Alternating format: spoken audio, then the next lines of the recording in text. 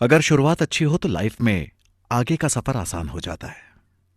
लेकिन लाइफ की शुरुआत में हम इतने छोटे होते हैं कि ये डिसाइड करना हमारे हाथ में होता ही नहीं है कि जो शुरुआत हम करने जा रहे हैं वो अच्छी है या खराब। शायद इसीलिए भगवान हमारी शुरुआत उनके साथ करवाते हैं जो हर इंसान को यह फील करवाते हैं कि भगवान पर्सनली हमारे साथ है और हर टाइम है। हम चाहे लाइफ में कुछ अच्छा कर रहे हो या खराब, वो भगवान हमेशा हमारा साथ देते हैं। शायद इसीलिए मम्मी पापा को हम भगवान कहते हैं। मगर 15-16 मई की वो रात भी बड़ी ही विचित्र थी, जहां बड़ी ही खामोशी से 13 साल की आरुषि का गला काटकर जघन्य रूप से मौत के घाट उतार दिया गया। कहते हैं कि मां बाप से बढ़कर एक बच्चे को कोई प्यार नहीं कर सकता, पर अगर माता पिता पर कोई उन्हीं की बेटी की हत्या का आरोप लगाए तो आप क्या समझेंगे उसे? है ना चौंकाने वाली बात? जी हां, आज हम बात करने वाले हैं उस घटना की जो एक समय में भारत की सबसे सनसनीखेज खबर बन चुकी थी। क्या अखबार, क्या मैगजीन, क्या टीवी पर चलने वाले हर न्यूज चैनल, सब पर सिर्फ और सिर्फ एक ही खबर की चर्चा हो रही थी। आइए चलते हैं आरुषि हत्याकांड के इस अनसुलझे सफर पर और जानने की कोशिश करते हैं कि आखिर सच क्या है। हिंदुस्तान की राजधानी दिल्ली से 25 किलोमीटर दूर एक नया उभरता शहर नोएडा। 2008 की गर्मियों में नोएडा के एक सुखी साधारण परिवार में एक असाधारण सी घटना होने वाली थी। अपने जन्मदिन के बस कुछ दिन पहले ही आरुषि की हत्या हुई थी। आरुषि के दोस्तों से पता चलता है कि आरुषि बहुत ही शर्मीली और शांत स्वभाव की थी। कक्षा 8वीं-9वीं के बाद से ही वो अपनी उम्र से थोड़ा ज्यादा मैच्योर दिखने लगी, जिसके कारण लड़कों का ध्यान उसकी ओर आकर्षित होता था, जिसके कारण वो अपने लुक्स की ओर ज्यादा ध्यान देने लगी। लेकिन उसका केंद्र बिंदु हमेशा से ही उसकी किताबें रही। हाल ही में आरुषि ने अपनी बेस्ट फ्रेंड के साथ डांस क्लास जाना शुरू किया था। आरुषि के मां बाप उसे बहुत प्यार करते थे। उसके एक ही बार में कुछ मांगने पर वो उसे हर वो चीज लाके देते थे। नोएडा की वो रात भी उस दिन शोरगुल में इतनी गुम थी कि एक नया दिन जो लोगों के जीवन में नया सवेरा लेकर आने वाला था, वही आरुषि के लिए काल बन चुका था, जिसकी मौत दिल दहला देने वाली थी। तलवार परिवार की इकलौती रोशनी बुझ चुकी थी। नौकरानी श्रीमती भारती मंडल हमेशा की तरह फ्लैट नंबर L32 जलवायु विहार पहुंची और घर की कॉल बेल बजाई, लेकिन अंदर से कोई प्रतिक्रिया नहीं आई। दूसरी बार कॉल बेल दबाने के बाद वो पोंछा लगाने की बाल्टी लेने ऊपर चली गई। इसके बाद उसने अपना हाथ बाहरी ग्रिल के दरवाजे पर रखा, लेकिन वो खुला नहीं। उसके बाद उसने फिर से कॉल बेल दबाई और फिर डॉक्टर नूपुर तलवार लकड़ी का दरवाजा खोलकर ग्रिल के दरवाजे के पास आई और हेमराज के ठिकाने के बारे में पूछताछ की, जिस पर उसने जवाब दिया कि उसे उसके बारे में कोई जानकारी नहीं है। और फिर डॉक्टर नूपुर तलवार ने उसे बताया कि हेमराज बाहर से बीच की ग्रिल या जाली का दरवाजा बंद करके मदर डेयरी से दूध लेने गया होगा और वो उसके लौटने तक इंतजार कर सकती है। इसके बाद नौकरानी भारती ने डॉक्टर नूपुर तलवार को अपनी चाबी देने के लिए कहा ताकि वो उसे खोलकर घर के अंदर आ सके। और फिर डॉक्टर नूपुर तलवार ने उसे कहा कि ग्राउंड फ्लोर पर जाओ और वो बालकनी से चाबी फेंक देगी। उसी तरह श्रीमती भारती मंडल सीढ़ियों से उतरकर ग्राउंड फ्लोर पर पहुंच गई। इसी बीच डॉक्टर नूपुर तलवार ने बीच की ग्रिल के दरवाजे की कुंडी खोली और बालकनी से उसे बताया कि दरवाजा बंद नहीं है और केवल बाहर से कुंडी लगी है। और फिर श्रीमती भारती मंडल ने वापस आकर दरवाजे की कुंडी खोली और घर के अंदर आ गई। और उसके बाद डॉक्टर नूपुर तलवार ने भारती को बताया, भारती देखो हेमराज क्या करके गया है। जब नौकरानी भारती आरुषि के कमरे में गई तो उसने देखा कि आरुषि का शव बिस्तर पर पड़ा था और सफेद चादर से ढका हुआ था। उसका गला कटा हुआ था। वो डर गई। इसके बाद वो सीढ़ियों से नीचे गई और पहली मंजिल पर स्थित घर में रहने वालों को सूचित किया और इसके बाद वो दूसरे घर में नौकरी करने के लिए घर से निकल गई। तब तक डॉक्टर नूपुर तलवार के माता पिता और डॉक्टर राजेश तलवार के भाई डॉक्टर दिनेश तलवार वहां पहुंच चुके थे। डॉक्टर पुनिश राय टंडन निवासी L28 सेक्टर 25 जलवायु विहार भी लगभग 6:15 बजे वहां पहुंचे और अपने घर वापस आने के बाद घटना के बारे में पुलिस को सूचित करने के लिए जलवायु विहार के दरबान को फोन किया। इसके बाद सुरक्षा गार्ड श्री वीरेंद्र सिंह वहां पहुंचे और उन्हें डॉक्टर राजेश तलवार ने सूचित किया कि आरुषि की हत्या करने के बाद नौकर हेमराज भाग गया है। पुलिस को जानकारी दी जाती है। मीडिया, प्रेस, न्यूज रिपोर्टर्स का जमावड़ा लग जाता है। आरुषि के चाचा दिनेश तलवार आरुषि की हालत देखकर सहम जाते हैं। आरुषि के सिर पर एक गहरा निशान था, एक निशान उसके माथे पर, और उसका गला किसी तेज धार वाले हथियार से रेता हुआ था। उत्तर प्रदेश पुलिस के मुख्य जांचकर्ता सतीश गणेश तुरंत क्राइम सीन पर पहुंचते हैं। साइट प्लान तैयार किया गया, जहां हेमराज के कमरे की तलाशी ली गई और सुला वाइन की बोतल, किंगफिशर बियर की एक खाली बोतल, हरे रंग की प्लास्टिक की एक बोतल बरामद कर कब्जे में ले ली गई। उसके पास से शराब की एक वैलेंटाइन स्कॉच बोतल बरामद की गई। पुलिस ने घर की छत पर जाने की कोशिश की, लेकिन छत का दरवाजा बंद मिला और ताले में खून के धब्बे थे। उन्होंने डॉक्टर राजेश तलवार से छत के दरवाजे के ताले की चाबी देने के लिए कहा, लेकिन डॉक्टर राजेश तलवार ने उनसे कहा कि उसके पास चाबी है नहीं और उसे ताला तोड़ने में अपना समय बर्बाद नहीं करना चाहिए, नहीं तो हेमराज भागने में कामयाब हो जाएगा। राजेश तलवार बार बार एक ही बात पुलिस को कह रहे थे, आप हेमराज को ढूंढिए, वो मेरी बेटी का खून करके भाग गया है, आप उसे पकड़िए, उसके पीछे जाइए। दिनेश तलवार आरुषि के शरीर को पुलिस के साथ पोस्टमार्टम के लिए ले गए। हेमराज गायब था, इसलिए सबके शक की सुई उसी की तरफ घूमी और पुलिस ने मीडिया को यह बयान दिया कि घर के नौकर हेमराज ने आरुषि का कत्ल किया और अब वो फरार है। पुलिस के इस स्टेटमेंट से सारे न्यूज चैनल में अफरा तफरी मच गई थी। राजेश तलवार ने भी यह कहा कि जो भी हेमराज को ढूंढ के लाएगा उसे 20,000 रुपए का पुरस्कार दिया जाएगा। हेमराज बंजड़े कुछ ही महीने पहले तलवार परिवार में आया था। घर का सारा काम वही करता था। घर का राशन लेके आने से खाना बनाने तक की सारी जिम्मेदारी उसी पर थी। हेमराज 45 साल का था और नेपाल के धरपाणी से था। वो तलवार परिवार में ही काम करता था और उन्हीं के घर के एक कमरे में ही रहता था। राजेश तलवार का शक हेमराज पर था, इसलिए पुलिस ने भी अपनी पूरी ताकत हेमराज को ढूंढने में लगा दी। सतीश गणेश ने अपने ऑफिसर्स को हेमराज के रिश्तेदारों का पता लगाने भेजा। पुलिस ने जीवन शर्मा, जो कि हेमराज का दामाद था, उसे पकड़ा और उससे पूछताछ की। बस स्टैंड, रेलवे स्टेशन, हर जगह उसे ढूंढा गया, पर कहीं कुछ पता नहीं चला। जीवन शर्मा के घर पर भी छानबीन करने पर पुलिस को कोई सफलता प्राप्त नहीं हुई। पुलिस की एक टीम नेपाल भी भेजी गई, पर वहां भी निराशा ही हाथ लगी। राजेश तलवार के क्लिनिक में काम करने वाला एक लड़का कृष्णा, उसे भी हिरासत में ले लिया गया।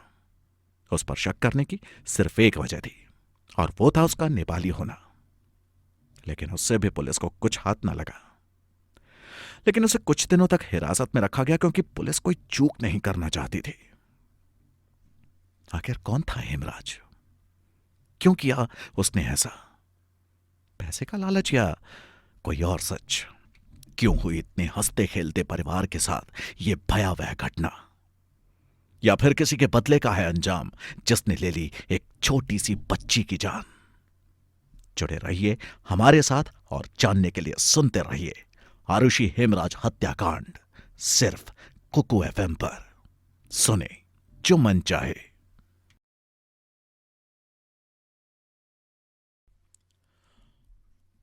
एपिसोड 2, कहां गया हेमराज। नोएडा के जलवायु विहार में फ्लैट नंबर 32 में रहने वाले डेंटिस्ट राजेश तलवार और नूपुर तलवार की टीनेजर बेटी आरुषि तलवार की हत्या हो चुकी थी और उनका नेपाली नौकर हेमराज घर से गायब था। तलवार दंपत्ति के शक पर पुलिस हेमराज को तलाश रही थी। राजेश तलवार के क्लिनिक में काम करने वाले कृष्णा को भी पुलिस ने हिरासत में ले लिया था। उस पर शक करने की सिर्फ एक वजह थी और वो था उसका नेपाली होना, लेकिन उससे भी पुलिस को कुछ खास हाथ नहीं लगा। लेकिन उसे कुछ दिनों तक हिरासत में रखा गया क्योंकि पुलिस कोई चूक नहीं करना चाहती थी।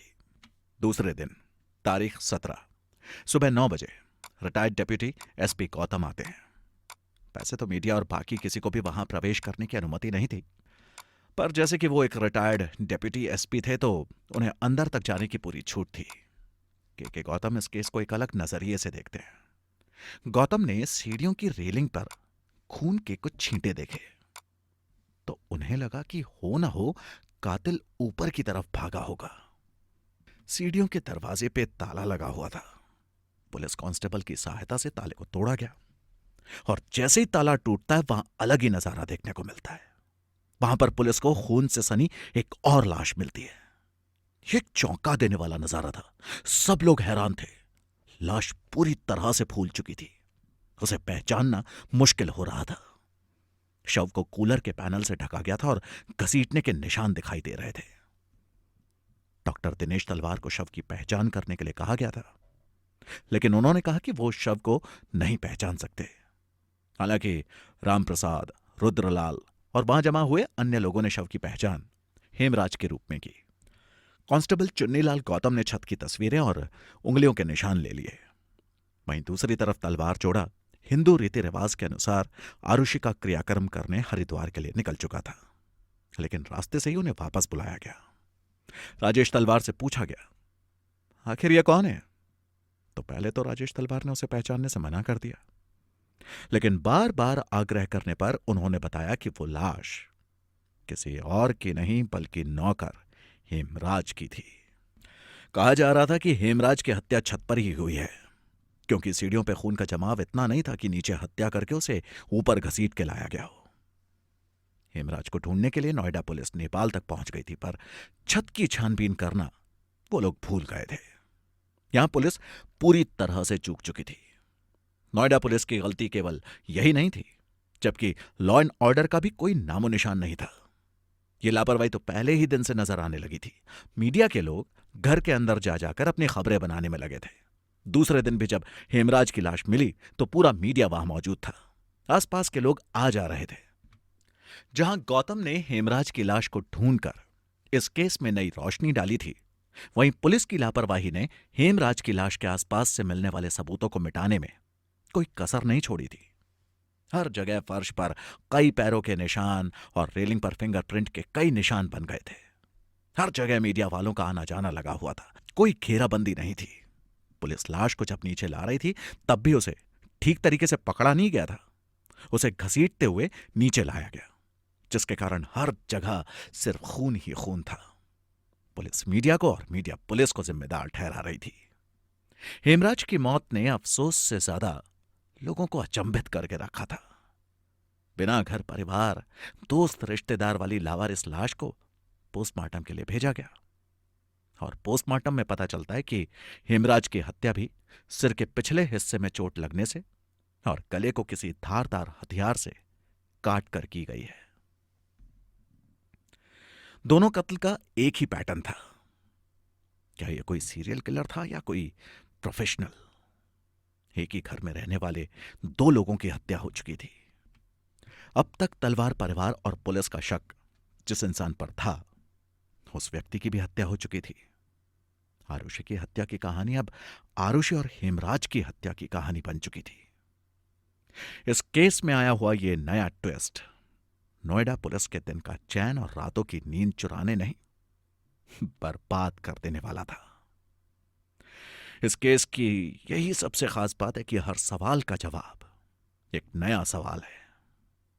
सवालों का सिलसिला या हैरतअंगेज बातों का काफिला। आखिर है क्या आरुषि मर्डर केस? सुनते रहिए कुकू एफएम पर। सुने जो मन चाहे।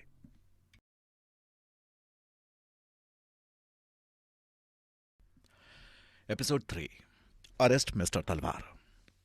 पहले एक टीनेजर लड़की की लाश का मिलना, और फिर जब उसके मां बाप नौकर पर शक करके पुलिस से उसकी तलाश करने को कह रहे थे, तभी उसी नौकर की लाश का उन्हीं की छत पर से मिलना। नोएडा के डेंटिस्ट तलवार दंपत्ति की बेटी आरुषि के कत्ल की गुत्थी उलझती जा रही थी। हेमराज की हत्या ने इस केस को अलग ही रुख दे दिया था। जहां तक पुलिस की छानबीन अब तक हेमराज को लेके थी, अब वो समझ नहीं पा रहे थे कि क्या करें। हेमराज के नेपाली होने की वजह से शुरुआत में नोएडा पुलिस ने कई नेपाली नौकरों को भी कटघरे में ले लिया था, लेकिन उनसे भी उन्हें कुछ हाथ नहीं लगा। सारे नौकरों से पूछताछ जारी थी। मीडिया से बचने का और केस को आगे बढ़ाने का उन्हें यही सही रास्ता लगा। तभी मीडिया के किसी जर्नलिस्ट ने लाइव आकर यह खबर फैला दी कि गैरेज से किसी चीज की बदबू आ रही है। पता चलता है कि पुलिस ने अभी तक गैरेज की भी छानबीन की ही नहीं थी। पुलिस की इस लापरवाही ने केस को अलग ही मोड़ पर लाकर खड़ा कर दिया। पुलिस की सबसे बड़ी गलती यह थी कि वो मीडिया को हर छोटी बड़ी चीज की जानकारी दे रही थी, जिसके कारण इस केस को अलग ही नजरिए से देखा जाने लगा। कहते हैं रात कभी खामोश नहीं रहती, घनघोर सन्नाटे में भी रात भरी हुई होती है, शक से, संभावनाओं से, किस्सों से, तो कभी कोई एक नई कहानी से। वो रात पुलिस वालों के लिए भी एक नया किस्सा बुनने वाली थी। पुलिस ने सोचा कि घर में 4 लोग थे, जिसमें से 2 की हत्या हो चुकी थी और 2 आरुषि के मां बाप बाकी थे। पुलिस का शक बढ़ने लगा। तलवार के बदलते बयान, उनका पहले से ही एंटीसिपेटरी बेल के लिए आवेदन करना, छत के दरवाजे का ताला अंदर की तरफ से बंद होना, नौकरों के बयानों में भी परिवार को लेकर कई अजीबोगरीब बातें सामने आई। पुलिस का शक और गहरा होने लगा। पुलिस ने अगले दिन राजेश तलवार के कुछ दोस्तों और रिश्तेदारों को पुलिस थाने बुलाया और उनसे पूछताछ शुरू कर दी। फिर पुलिस ने एक प्रेस कॉन्फ्रेंस बुलाई और उसमें एक अलग ही किस्सा सामने आया, जिसमें गुरुदर्शन ने यह बयान दिया कि आरुषि के पिता के नाजायज संबंधों की जानकारी हेमराज और आरुषि को थी, जिसको लेकर अक्सर वो बातें साझा करते थे। 16 की रात को भी यही हुआ था और बातें करते करते दोनों की नजदीकियां बढ़ गई थी। राजेश तलवार ने आरुषि और हेमराज को आपत्तिजनक अवस्था में देखा और उनका गुस्सा इतना हावी हो गया कि पहले उन्होंने छत पे जाके हेमराज की हत्या की और फिर बेटी आरुषि की। इस कॉन्फ्रेंस के बाद पुलिस ने राजेश तलवार को हिरासत में ले लिया और यह हत्याकांड केवल आरुषि की हत्या का विषय न बनकर हेमराज की हत्या का विषय भी बन गया था। और राजेश तलवार की गिरफ्तारी के बाद से न जाने कितने ही राज और खुलने वाले थे आरुषि हेमराज के इस दोहरे हत्याकांड में। 24 मई 2008, हत्या के 8 दिन बाद, बेटी की हत्या और राजेश तलवार की गिरफ्तारी के बाद नूपुर यानी आरुषि की मां ने अपनी चुप्पी तोड़ी, जिसमें वो मीडिया को सिर्फ ये बोल पाई कि उनके पति राजेश तलवार निर्दोष हैं। वो अपनी बेटी से बहुत प्यार करते थे, ऐसा कुछ करने की वो सोच भी नहीं सकते थे। आप सब मेरे परिवार की शांति के लिए प्रार्थना करें। गुरुदर्शन के प्रेस कॉन्फ्रेंस ने इस हत्याकांड को एक नया ही मोड़ देना चालू कर दिया था। पुलिस तो यहां सबूत दिखाना चाह रही थी, लेकिन मीडिया ने अब इसे हत्या के नजरिए से नहीं, बल्कि हेमराज और आरुषि के प्यार की कहानी के तौर पर बताना चालू कर दिया। उसके चरित्र के ऊपर छींटे पड़ने लगे थे। उस 14 साल की मासूम सी बच्ची की हत्या को उसके चरित्र से नापने लगे थे। और यहां चरित्र पर सवाल केवल आरुषि के नहीं उठ रहे थे, बल्कि राजेश तलवार के ऊपर भी कई उंगलियां उठने लगी थी। मीडिया और पुलिस ने इसे एक घिनौना रूप देना चालू कर दिया था। इसी के चलते आरुषि के दोस्तों ने और स्कूल के बच्चों ने मिलकर मोर्चा निकाला। उसके चरित्र पर उंगली न उठाने की बात की जाने लगी। उसके दोस्त बार बार एक ही बात कह रहे थे कि आरुषि बहुत होनहार, दयालु और जिंदगी को दिल से जीने वाली लड़की थी। उसे जिंदगी से कोई शिकायत नहीं थी। वहीं राजेश तलवार और उनके बिजनेस पार्टनर अनीता दुर्रानी के बीच नाजायज संबंधों की चर्चा सुर्खियों में और तेजी पकड़ चुकी थी। आरुषि की एक दोस्त अनमोल ने राजेश तलवार और अनीता दुर्रानी के बीच कुछ है इस बात का एक बयान भी दिया था। तलवार परिवार पर इस तरह से कीचड़ उछाला जाने लगा जिसकी कोई सीमा नहीं थी। उनके रिश्तेदारों और पारिवारिक मित्रों को शहर से बाहर जाने के लिए धमकी दी जाने लगी। उन्हें खुद भी लगने लगा था कि अब यहां रहना मुश्किल है। मीडिया का दबाव इतना बढ़ने लगा था कि यह केस पुलिस के पास सिर्फ 15 दिन ही रहा। इस केस को फास्ट ट्रैक पर डालकर हत्या के 15 दिन बाद केस को सीबीआई को सौंप दिया गया। लेकिन सवाल यह था कि क्या हत्या के इतने दिन बाद कोई सुराग इकट्ठा कर पाना आसान था? केस को सीबीआई को सौंपना एक सही फैसला था, लेकिन क्या इतने दिनों बाद घटना स्थल पर कोई भी सबूत मिल पाएगा? सीबीआई इस केस को क्या क्या नया मोड़ देने वाली थी? इस केस के हिस्से में अब कौन सा नया पन्ना जुड़ने वाला था? ये जानने के लिए सुनते रहिए कुकू एफएम। सुने जो मन चाहे।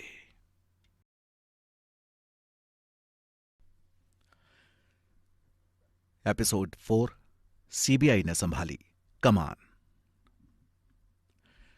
नोएडा के जलवायु विहार में रहने वाले डेंटिस्ट कपल राजेश और नुपुर तलवार की टीनेजर बेटी आरुषि तलवार और उनके नेपाली नौकर हेमराज का किसी ने मर्डर कर दिया था। पुलिस की लापरवाह जांच पड़ताल जब किसी नतीजे पर नहीं पहुंच पाई तो आखिर में यह केस सीबीआई के पास चला गया। सीबीआई के आते ही मामले को एक नया नजरिया, एक नया मोड़ मिलने वाला था। अब सबको लग रहा था कि असली कातिल जल्दी ही पकड़ा जाएगा। 17 मई की सुबह सीबीआई अपने सभी ऑफिसर्स के साथ तलवार परिवार के घर पहुंचती है। घर के चारों तरफ घेराबंदी की जाती है। घर का कोना कोना फिर से बड़ी ही बारीकी से देखा जाने लगता है। छानबीन करते वक्त जब सीबीआई हेमराज के कमरे की जांच करती है तो वहां कुछ ऐसा मिलता है जो एक पक्का सबूत का काम कर सकता था। वैसे नोएडा पुलिस भी चाहती तो हेमराज के कमरे से मिले सबूतों से केस को आगे बढ़ा सकती थी, लेकिन नोएडा पुलिस का कहना था कि उन्होंने इन सबूतों को फॉरेंसिक में भेजा था, लेकिन कुछ हाथ ही नहीं लगा। लेकिन सीबीआई ने इसे अलग नजरिए से देखा। सीबीआई को हेमराज के कमरे में शराब की बोतल और 3-4 ग्लास बरामद होते हैं, जिनसे यह साफ पता चलता है कि उस दिन जलवायु विहार के सेक्टर 25 के इस घर में परिवार के 4 लोगों के अलावा और भी लोग मौजूद थे। हेमराज के कमरे की हालत देखकर सीबीआई अनुमान लगा रही थी कि उस रात वहां कोई पार्टी हो रही थी। सीबीआई को एक बात बिल्कुल समझ में नहीं आ रही थी कि घर में एक हत्या हो जाती है और आरुषि के मां बाप को इसकी भनक भी नहीं लगती। ऐसा कैसे हो सकता है? सीबीआई इसी तथ्य को खोजने में लग जाती है कि आखिर ऐसा वाकई में हुआ था या फिर बात कुछ और है। सीबीआई आरुषि के माता पिता के कमरे का एसी और आरुषि के कमरे का एसी ऑन करती है।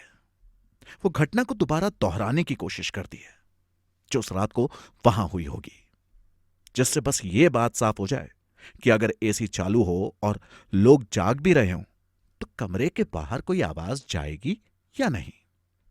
उन्होंने अपनी शक की सुई तलवार दंपत्ति की तरफ से हटाकर नौकरों की ओर घुमा दी। चूंकि हेमराज की तो हत्या हो चुकी थी तो सीबीआई ने कृष्णा, जो तलवार की क्लिनिक में काम करता था, उसे फिर से पकड़ा। कृष्णा के बारे में कहा जाता है कि वो बहुत ही गुस्सैल स्वभाव का है। वो 14 साल का था जब लुम्बिनी नेपाल से दिल्ली आया था और अपनी बहन जीजा के साथ नोएडा में ही रहता था। कृष्णा पर लाई डिटेक्टर टेस्ट भी किया गया और सीबीआई ने यह बात भी कही कि कृष्णा के बयानों से कुछ छेड़छाड़ भी की गई। हालांकि पुलिस ने इस बात को मानने से इनकार कर दिया, लेकिन कृष्णा के बदलते बयान और लाई डिटेक्टर टेस्ट के दौरान कुछ ऐसी बातें सामने आई जिससे सीबीआई का शक कृष्णा पर और मजबूत हो गया। एक और नाम सामने आ रहा था और वो था राजकुमार का। हेमराज के कमरे की छानबीन करने के बाद यह भी पता चला कि उस रात वहां राजकुमार भी मौजूद था। जांच में यह बात भी सामने आ रही थी कि कुछ दिन पहले कृष्णा की किसी गलती पर राजेश तलवार ने उसे बहुत डांटा था, जिसका कृष्णा को बहुत बुरा भी लगा। राजेश के ड्राइवर से भी इस बात की पुष्टि की गई और उसने कहा, हां, कृष्णा को जब तलवार साहब ने डांटा तो इस बात का उसे बहुत बुरा लगा था और उसने गुस्से में यह बात भी कही कि मैं इस बात का बदला जरूर लूंगा, जिससे सीबीआई का शक कृष्णा पे और बढ़ता गया। कुछ और जांच पड़ताल करने के बाद एक और नाम सामने आया और वो था राजकुमार और विजय मंडल यानी शंभू का। राजकुमार एक नेपाली था जिसकी उम्र 23 साल थी और वो राजेश तलवार की बिजनेस पार्टनर अनीता दुर्रानी के घर काम करता था। राजकुमार सेक्टर 53 में रहता था और अक्सर हेमराज से मिलने सेक्टर 25 आता रहता था। उस रात जिस दिन आरुषि की हत्या हुई थी, राजकुमार वहां मौजूद था। सीबीआई ने अब कृष्णा और राजकुमार दोनों पे लाई डिटेक्टर टेस्ट किया और फिर उन्हें नार्को टेस्ट के लिए ले गए। बंगलौर में राजकुमार पर किए गए नार्को टेस्ट ने पुष्टि की कि आरुषि तलवार की हत्या के पीछे का मकसद बदला था। तलवार दंपत्ति की पारिवारिक मित्र डॉक्टर अनीता दुर्रानी द्वारा घरेलू सहायक के रूप में कार्यरत राजकुमार ने अपने नार्को परीक्षण के दौरान खुलासा किया कि डॉक्टर तलवार के क्लिनिक में कार्यरत एक कंपाउंडर कृष्णा डॉक्टर राजेश तलवार से परेशान था और इसीलिए वो आरुषि को मारना चाहता था।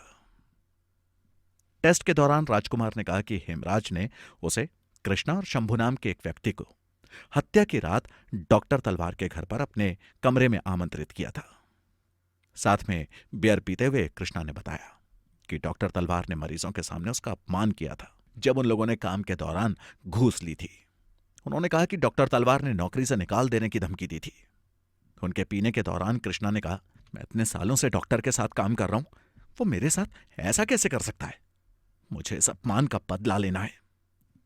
राजकुमार कृष्णा के साथ आरुषि के कमरे में गए, जो उस रात अच्छी तरह से बंद नहीं था। उन लोगों को देखते ही वो चिल्लाने लगी और वहां से जाने को कहा। राजकुमार ने कहा। आरुषि ने उन लोगों को बेनकाब करने की धमकी दी, जिस पर कृष्णा ने खुकरी से उसका गला काट दिया। वो आरुषि को मारकर भागना चाहते थे, लेकिन हेमराज द्वारा तलवार दंपत्ति को सब कुछ बता देने के डर से उन लोगों ने हत्या कर दी। राजकुमार ने नार्को टेस्ट के दौरान कहा कि खतरों को भांपते हुए कृष्णा और राजकुमार दोनों ने हेमराज को छत पर खींच लिया और उसकी हत्या कर दी। राजकुमार के नार्को टेस्ट को सीबीआई ने परिप्रेक्ष्य में रखा। वहीं दूसरी ओर जब विजय मंडल पर नार्को प्रयोग किया गया तो उसने भी इस बात की पुष्टि की कि यह बात सच है कि उस रात हेमराज ने ही उन सबको घर पे बुलाया था। और दारू के नशे में बात इतनी बढ़ गई कि कृष्णा और राजकुमार ने आरुषि और हेमराज की हत्या कर दी। विजय मंडल ने अपने नार्को टेस्ट में इस बात की भी पुष्टि की कि उस रात आरुषि का बलात्कार भी हुआ था। कृष्णा और राजकुमार ने उसके साथ जबरदस्ती करने की कोशिश की थी, जिसे देखकर हेमराज हक्का पक्का रह गया और उसने तलवार दंपत्ति को जाकर यह बात बतानी चाहिए।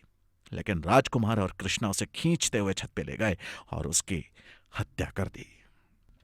हिंदुस्तान की प्रमुख जांच एजेंसी सीबीआई ने एक ही महीने में इस केस को एक ऐसा रूप दे दिया कि सारा शक राजेश तलवार से हटकर नौकरों पे आ गया और 12 जुलाई 2008 को राजेश तलवार को रिहा कर दिया गया। शक के घेरे से बाहर आया हुआ पिता और सवालों से लड़ती हुई मां फिर से एक होते हैं। लेकिन क्या अब वो घर उनके लिए वैसा घर रहता जैसा पहले हुआ करता था? उस घर की तो नींव हिल चुकी थी। वो घर अब खंडर बन चुका था। पर खंडर बना हुआ घर भी हमें कुछ दे जाता है, और वो होती है यादें। और उस ईंट पत्थर के मकान में सिर्फ आरुषि की यादें थीं।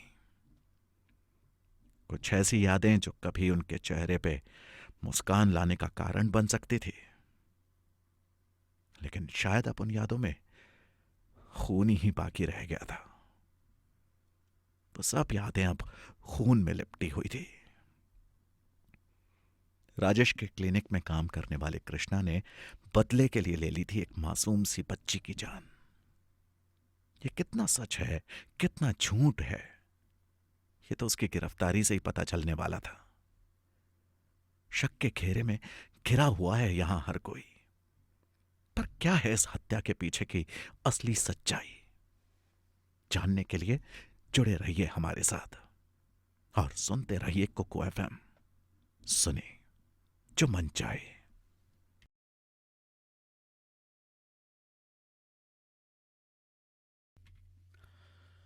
एपिसोड 5, नौकरों का बयान। पुलिस की जांच के आधार पर गिरफ्तारी हुई राजेश तलवार की।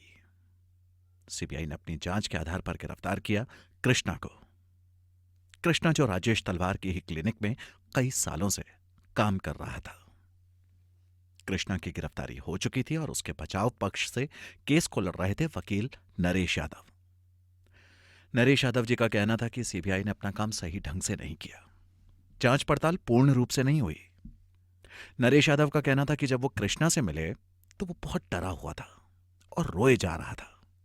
वो बार बार एक ही बात कह रहा था कि उसे फंसाया जा रहा है, डॉक्टर तलवार उसे फंसा रहे हैं, वो बड़े लोग हैं, बड़े बड़े लोगों में उनका उठना बैठना है, इसलिए वो बच गए।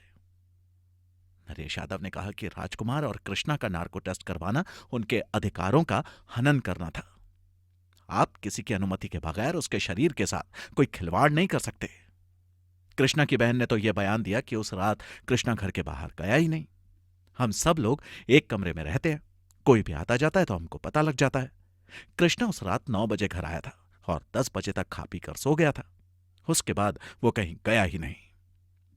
लेकिन सवाल यह उठता है कि उस खुकरी का क्या और उस तकिए के खोल का क्या जो छानबीन के दौरान ऑफिसर्स को उसके घर से बरामद हुए। इस पर कृष्णा के वकील ने कहा कि वो खुकरी धारदार हथियार नहीं थी। आपको पता होना चाहिए कि खुकरी हर नेपाली के पास पाई जाती है।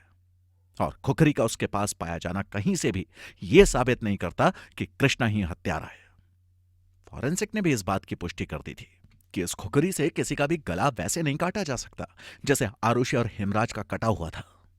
रही बात उस तकिए के खोल की, तो उस पे खून के छींटे इतने पुराने थे कि वो दिख भी नहीं रहे थे। और जिस प्रकार का खून हुआ है, उस हिसाब से तकिए के खोल को तो खून में सना हुआ होना चाहिए था। नरेश यादव का कहना था कि सीबीआई ने विजय मंडल और राजकुमार पर दबाव बनाया था कि वो कृष्णा को हत्यारा साबित करने में हमारी मदद करे, लेकिन उन दोनों ने सरकारी गवाह बनने से मना कर दिया। सीबीआई आरुषि का मोबाइल ढूंढने में भी असफल रही। मानव अधिकार आयोग के वकील ठाकुर खनल की माने तो सीबीआई ने अपनी बात की पुष्टि करने के लिए अपनी एक कहानी बनाई और उसी कहानी को साबित करने में लग गए। नार्को टेस्ट के आधार पर सीबीआई प्रमुख ने किसी को सजा देना सही नहीं समझा और फॉरेंसिक भी ये बात साबित करने में असमर्थ रहे कि घटनास्थल पे कुछ ऐसा था जिससे यह साबित किया जा सके कि हत्या कृष्णा या राजकुमार द्वारा की गई। अरुण कुमार के विरोध के बावजूद कोई ठोस सबूत न मिलने पर सीबीआई प्रमुख अध्यक्ष ने विजय मंडल को जमानत दे दी और 10 दिनों की जद्दोजहद के बाद सीबीआई अदालत ने कृष्णा और राजकुमार को भी रिहाई दे दी। 15 दिन की नोएडा पुलिस की जांच और अरुण कुमार की लंबी कार्रवाई के बाद सीबीआई प्रमुख ने केस की जिम्मेदारी सितंबर 2009 को एक नए अफसर को दी, AGL call. Aarushi Hemraj double murder case, कार्यवाही, इल्जाम, फिर नई कार्यवाही, फिर नए इल्जाम। लोगों और मीडिया की याददाश्त कम होती है। आरुषि मर्डर केस को 1 साल से ऊपर हो चुका था। लोग अपनी अपनी जिंदगी में मसरूफ हो चुके थे और अब वो ये सब भूलने लगे थे। लेकिन कार्यवाही है कि खत्म होने का नाम ही नहीं ले रही। खोखली जांच, पुलिस की लगातार होती गलतियां और फिर केस सीबीआई को देना। पहले पिता की गिरफ्तारी, फिर नौकरों की। सब हताश हो चुके थे, लेकिन जांच अब भी चल रही थी। तलवार दंपत्ति अभी भी इन सब चीजों को झेल रहे थे। केस को अब सीबीआई की नई टीम को सौंपा गया। इस केस को अब नए नजरिए की जरूरत थी, इसलिए सीबीआई की इस नई टीम का संचालन कर रहे थे एजीएल कॉल। कॉल साहब बहुत ही जिद्दी स्वभाव के थे, इसलिए इस केस को समझने के लिए उन्होंने फिर से सारे सबूतों की बारीकी से जांच पड़ताल की। यह बात तो स्पष्ट है कि जो भी हुआ है उस घर की 4 दीवारी में ही हुआ। इसलिए इस केस को फिर से समझने के लिए सीबीआई की नई टीम ने उस घर में 24 घंटे बिताए ताकि वो समझ सके कि आखिर उस रात को हुआ क्या था। उस घर की छोटी से छोटी चीज को समझने के लिए यह कदम सीबीआई टीम को बहुत जरूरी लगा। भारती मंडल ने अपने बयान में यह भी माना है कि आरुषि के कमरे का ताला होटल जैसा था, जिसे बाहर से बंद किया जा सकता था, लेकिन बिना चाबी के बाहर से खोला नहीं जा सकता था।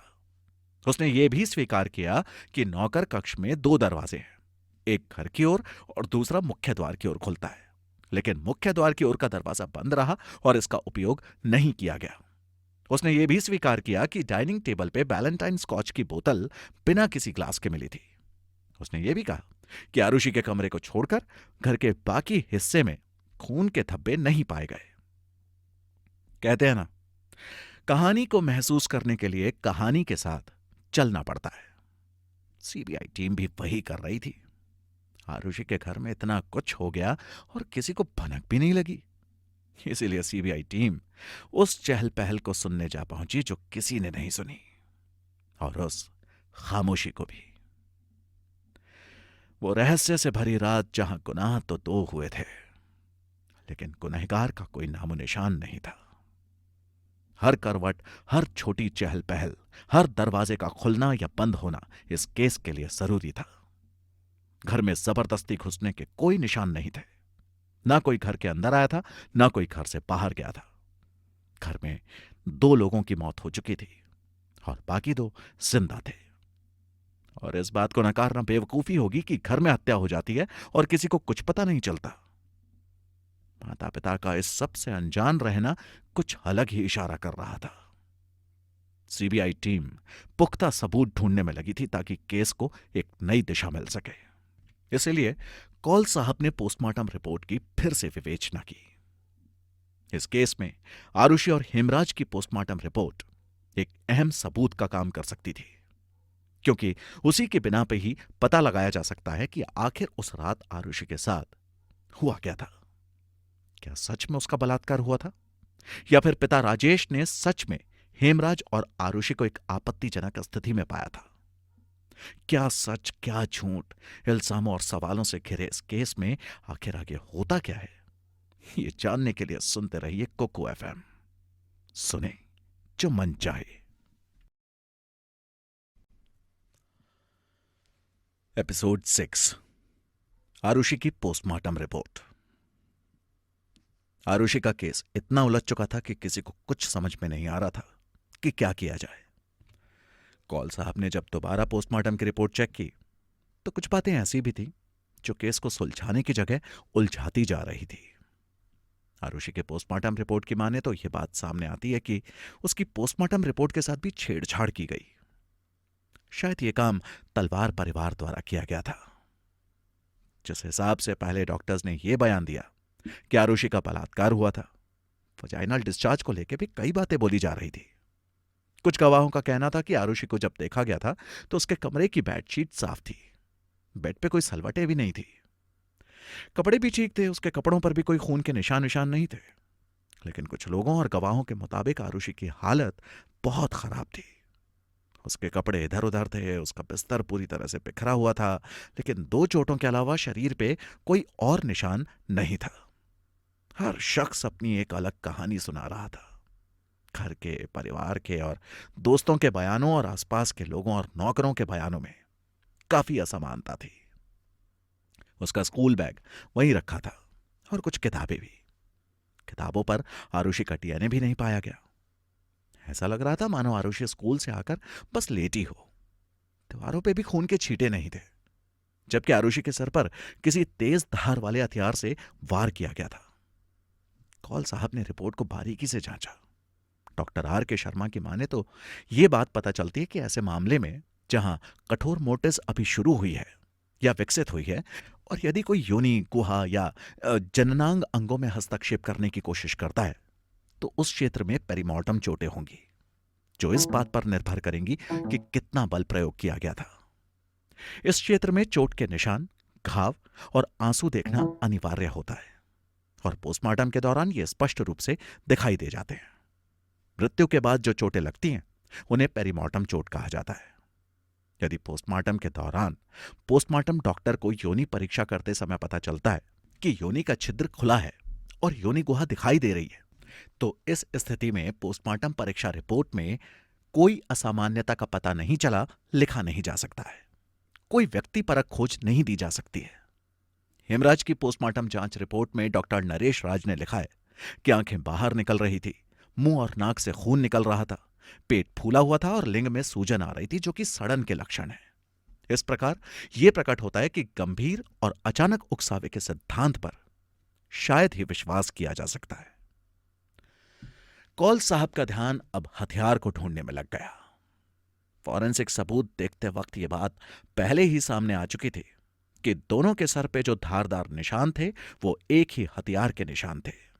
दोनों को मारने के लिए एक ही हथियार का प्रयोग किया गया था, और हथियारों की छानबीन करते वक्त उनके हाथ कुछ गोल्फ स्टिक लगी और उन गोल्फ स्टिक्स को जांचने के लिए भेजा गया, यह पता लगाने के लिए कि क्या इस गोल्फ स्टिक का आकार और सर की चोट के निशान का आकार समान था।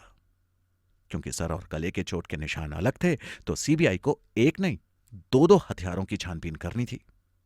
वो खुखरी जो पहले सबूत के तौर पर प्रस्तुत की गई थी, उसे खारिज कर दिया गया, क्योंकि ना तो उस पर कोई निशान था और ना ही कोई धार। पर यह बात कहां तक सच है, यह तो छानबीन और गहरी करने पर ही पता चलेगा। जैसा कि एक केस में 2 पक्ष होते हैं, तो दोनों ही पक्ष अपनी अपनी दलीलें देने में लगे हुए होते हैं। किसी को अपने क्लाइंट को बचाना होता है, तो किसी को दूसरे पक्ष को दोषी साबित करना होता है। तो बात जब हथियारों की उठी तो बचाव पक्ष यह दलील देने लगा कि गोल्फ स्टिक का इस्तेमाल तो हुआ ही नहीं था।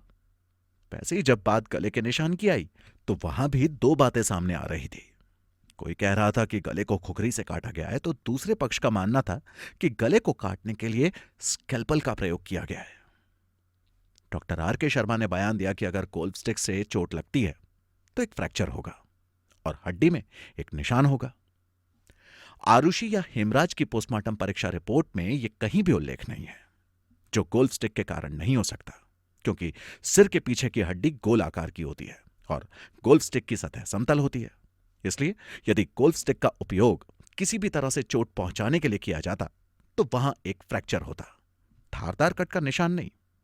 हालांकि अमूल्य चड्डा ने अपने साक्ष्य में कहा है कि डेंटिस्ट को कोई भी आपातकालीन रोगी नहीं मिलता है जिसे स्कैल्पल के साथ इलाज की आवश्यकता होती है, और ज्यादातर दंत चिकित्सक यानी डेंटिस्ट स्कैल्पल रखते हैं, लेकिन अपने क्लिनिक में, घर पर नहीं। और एक प्रोस्थोडोंटिस्ट शायद ही एक स्कैल्पल का इस्तेमाल करता हो। ऑर्थोडोंटिस्ट का काम प्रोस्थोडोंटिस्ट द्वारा तब तक नहीं किया जा सकता जब तक कि उसे विशेषज्ञता प्राप्त ना हो। आमतौर पर स्कैल्पल के कारण होने वाली चोटों में मृतक की गर्दन पर स्लैश और चोटों को देखना अनिवार्य होता है। स्लैश का पैटर्न नहीं होता है, बल्कि वे गहरे होते हैं, जो हथियार के भारी तेज धार और घुमावदार आकार के कारण हो सकते हैं। यदि श्वास नली को काटने में स्कैल्पल का उपयोग किया जाता है तो स्कैल्पल टूट सकता है, क्योंकि इसमें कार्टिलेज होता है, जिससे काटना आसान नहीं होता है। आरुषि की कैरोटिड धमनी कटी हुई पाई गई थी और यह बहुत गहरी पाई गई थी, और इसलिए स्कैल्पल से काटना बहुत मुश्किल है। शल्य चिकित्सा से प्रशिक्षित व्यक्ति एक छोटे उपकरण के साथ एक झटके में गर्दन नहीं काट सकता है। और डॉक्टर डोहरे और डॉक्टर राज दोनों ने अदालत में यह नहीं कहा कि मृतक की गर्दन की चोट की वजह स्कैल्पल है। यह बात तो हुई उस पक्ष की जो यह साबित करने में लगा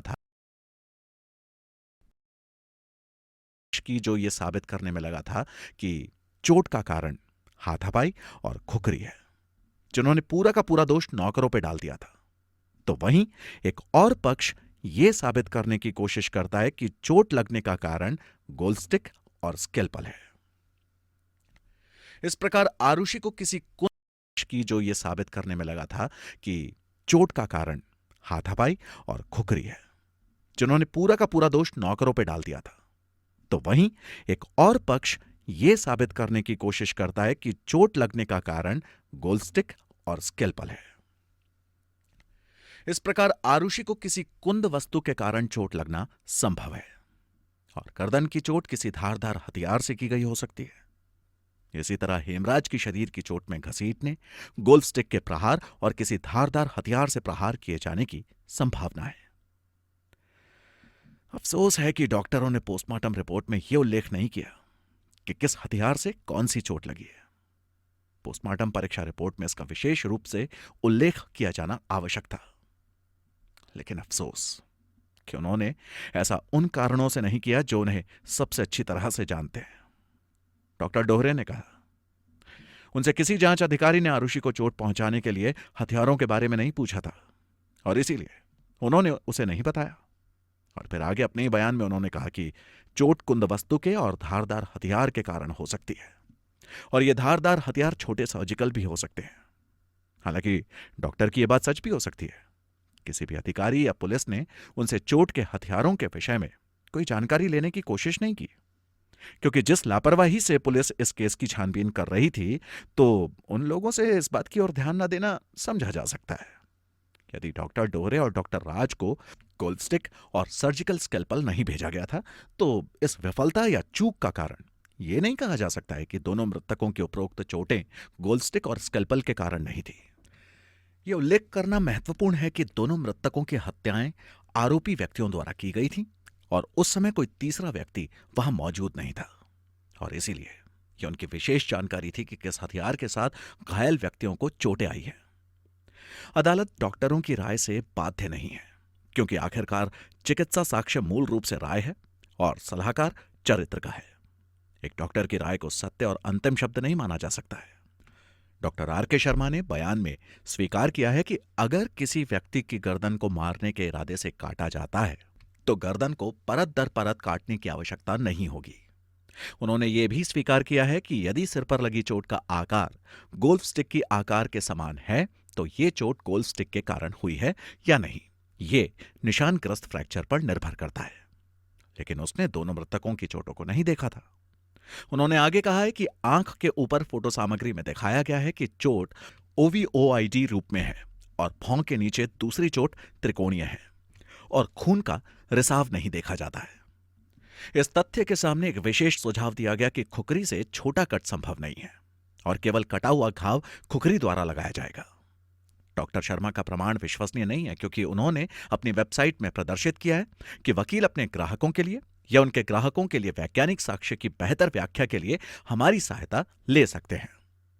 इस प्रकार यह स्पष्ट हो जाता है कि वो उस व्यक्ति के पक्ष में रिपोर्ट देता है जिससे वो मामले की योग्यता के बावजूद शुल्क लेता है।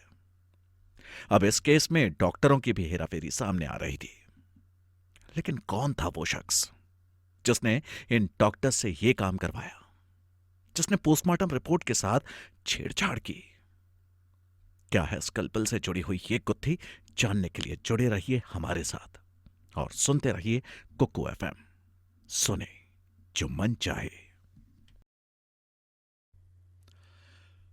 एपिसोड 7, हथियारों की जांच पड़ताल। अब सीबीआई के सामने सबसे बड़ा सबूत था स्कैल्पल, क्योंकि इस बात की पुष्टि हो चुकी थी कि गर्दन को खुखरी से तो नहीं ही काटा गया। इसका मतलब स्कैल्पल ही वो हथियार है जिसे गर्दन काटने के लिए प्रयोग में लाया गया था। स्कैल्पल को सबूत के तौर पर परीक्षण करना बहुत जरूरी था, जिसके लिए तलवार परिवार में फिर से पूछताछ चालू हुई। दिनेश तलवार और राजेश तलवार से बार बार पूछा गया कि आप लोग तो डेंटिस्ट हैं, तो आप लोगों को स्कैल्पल का क्या काम? पहले तो सब लोग थोड़ा हड़बड़ा गए, लेकिन बाद में अपनी पुष्टि में दिनेश तलवार ने कहा कि हम दंत चिकित्सक हैं, यानी डेंटिस्ट हैं, और कम सर्जरी के लिए हमें स्कैल्पल की जरूरत पड़ती है।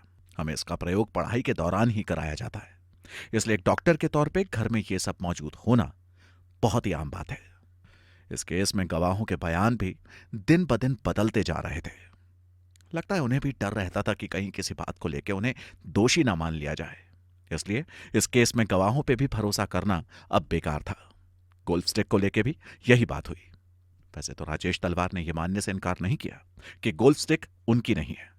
इस ठोस वैज्ञानिक साक्ष्य को देखते हुए यह निर्णायक रूप से सिद्ध होता है कि दोनों मृतकों के घाव गोल्फ स्टिक के कारण हुए थे। दोनों मृतकों के कटे हुए घाव एक ही पैटर्न के हैं और खुकरी के कारण नहीं हो सकते हैं, बल्कि यह संभव है कि स्कैल्पल जैसे छोटे तेज धार वाले उपकरण के कारण हुआ हो। उपरोक्त निष्कर्षों को ध्यान में रखते हुए यह सुरक्षित रूप से निष्कर्ष निकाला जा सकता है कि ऊपर वर्णित चोटें गोल्फ स्टिक और स्कैल्पल के कारण हुई थी। अमूल्य चड्ढा ने भी यह स्वीकार किया है कि दंत चिकित्सक द्वारा प्लेट की आवश्यकता होती है और अध्ययन के दौरान इस प्लेट का उपयोग सिखाया जाता है। उन्होंने यह भी माना है कि अगर इस प्लेट का इस्तेमाल गम्स के अलावा शरीर के दूसरे हिस्से पर किया जाता है तो वो हिस्सा कट जाएगा। डॉक्टर दिनेश कुमार ने अपने साक्ष्य में कहा है कि विच्छेदन के लिए कैंची, सुई और स्कैल्पल का उपयोग एक BDS छात्र करता है। यह ध्यान दिया जाना चाहिए कि दोनों आरोपी पेशे से दंत चिकित्सक हैं और इसीलिए घर पर स्कैल्पल रखने और उसके उपयोग करने से इनकार नहीं किया जा सकता है। गौरतलब है कि डॉक्टर राजेश तलवार ने अपने लिखित बयान में स्वीकार किया है कि वो गोल्फ क्लब NOIDA के सदस्य थे। इसके अलावा गोल्फ स्टिक उसके द्वारा लाई गई थी जो उसके कब्जे में थी। उसने यह भी स्वीकार किया है कि उसकी कार को सर्विसिंग के लिए भेजे जाने से पहले उसके चालक श्री उमेश शर्मा ने कार से 2 गोल्फ स्टिक निकालकर हेमराज के कमरे में रख दी थी। AGL कॉल ने बयान दिया है कि श्री अजय चड्ढा ने उन्हें एक ईमेल भेजकर सूचित किया है कि फ्लैट की सफाई के दौरान आरुषि के कमरे के सामने से और डॉक्टर नूपुर तलवार द्वारा एक गोल्फ स्टिक बरामद की गई। श्री मीर ने अपने दमदार तर्क के साथ आलोचना की है कि गोल्फ स्टिक की परीक्षण पहचान एक मजिस्ट्रेट की उपस्थिति में नहीं की गई और इसीलिए कानून की नजर में कॉल के इस सबूत का कोई महत्व नहीं है। यह भी प्रस्तुत किया गया था कि गोल्फ स्टिक को एक कपड़े से लपेटा गया और स्टिक के सिर और हैंडल को बिल्कुल भी सील नहीं किया गया। PW रिचपाल सिंह ने बताया कि श्री कॉल के निर्देश पर उन्होंने 30 अक्टूबर 2009 को डॉक्टर राजेश तलवार से 12 गोल्फ स्टिक और उनका केस लिया था। यह विशेष रूप से उल्लेख किया गया है कि सभी गोल्फ स्टिक और केस को अलग अलग कपड़े और सीलिंग वैक्स से सील कर दिया गया है। इसलिए यह तर्क पूरी तरह से गलत पाया गया कि गोल्फ स्टिक को सील नहीं किया गया था। यदि परीक्षण पहचान एक मजिस्ट्रेट की उपस्थिति में आयोजित नहीं किया गया था तो यह माना गया कि परीक्षण पहचान वास्तविक साक्ष्य नहीं है। गवाह, सबूत, तथ्यों और काल्पनिकता के आधार पर इस केस को सुलझाने की सभी कोशिश जैसे बेकार होती जा रही थी। कुछ भी साफ साफ दिखाई ही नहीं दे रहा था। ऐसा लग रहा था मानो केस सुलझने की जगह और उलझता जा रहा है। लेकिन एक बात ध्यान देने वाली यह थी कि हत्या के अगले दिन भारती मंडल जब घर आई तो दरवाजा अंदर से बंद था, ना कि बाहर से। इस बात की पूर्णतया पुष्टि की जा चुकी थी। तो घूम फिर के बात यह आती है कि उस रात जब घर में इतना कुछ हुआ और हम ये मान लेते हैं कि राजेश तलवार ने आरुषि और हेमराज दोनों की हत्या की होगी, तो उस वक्त नूपुर तलवार क्या कर रही थी? क्या राजेश तलवार ने पहले हेमराज और आरुषि को आपत्तिजनक स्थिति में देखा और वो दोनों पर भड़क उठे होंगे? फिर वो शायद हथियार के लिए इधर उधर देखने लगे होंगे। फिर उन्होंने आरुषि की हत्या की। फिर वो हेमराज को घसीटते हुए अपने घर की छत पे ले गए, वहां उसके साथ हाथापाई की और फिर उसकी भी हत्या कर दी होगी। फिर वो शायद नीचे आए होंगे और आरुषि के कमरे की सफाई की होगी, और जैसा कि हत्या गला काट कर की गई थी तो उस खून को साफ करने में भी समय लगा होगा। फिर बिस्तर बदलना, आरुषि के कपड़े बदलना, क्या ये सब एक अकेले इंसान के बस की बात है? क्या ये इतना आसान होता है कि एक बाप अपनी खुद की बेटी की हत्या करता है और फिर उसके हत्या के सबूतों को मिटाने की कोशिश भी? कौल साहब को यह बात बहुत ही अटपटी लग रही थी। और फिर उनके शक की सुई नूपुर तलवार यानी आरुषि की मां की तरफ जाती है। अब इस केस में एक और नाम जुड़ गया था और वो था नूपुर तलवार का। अब तक किसी का ध्यान उनकी तरफ नहीं गया था। सबकी नजरों में नूपुर तलवार अब तक एक बेचारी और लाचार मां थी, जिसकी बेटी की बहुत ही निर्मम रूप से हत्या कर दी गई थी। और फिर अपनी ही बेटी की हत्या के आरोप में खुद के पति को जेल जाते हुए देखना मानो उस पर दुखों का पहाड़ टूट पड़ा हो।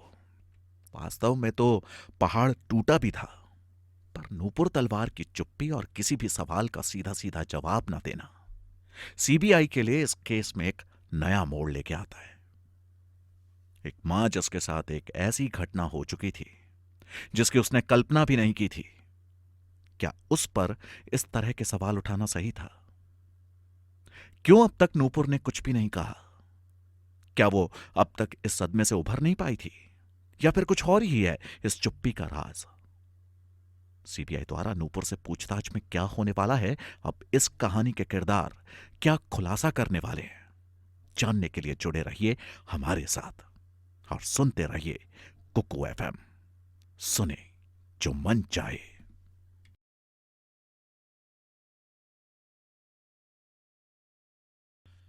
एपिसोड 8, शक के दायरे में मिसेस तलवार। आरुषि हेमराज मर्डर केस के तार सुलझने के बजाय और उलझते जा रहे थे। शक की सुई नौकरों, आरुषि के पिता राजेश से होती हुई अब आरुषि की मां नूपुर तलवार पर आकर अटक गई थी। आरुषि की मां नूपुर तलवार महाराष्ट्रियन थी। अपनी आगे की स्टडी के लिए वो दिल्ली आई और फिर उन्होंने एक पंजाबी फैमिली के बेटे राजेश तलवार से शादी की। नूपुर भी एक डेंटिस्ट थी। पूरे हादसे के दौरान नूपुर की चुप्पी कौल साहब को खटक रही थी। इसीलिए सीबीआई टीम ने अब नूपुर तलवार से पूछताछ शुरू की। सीबीआई का कहना था कि नूपुर हर सवाल का जवाब गुस्से और झड़क कर देती थी।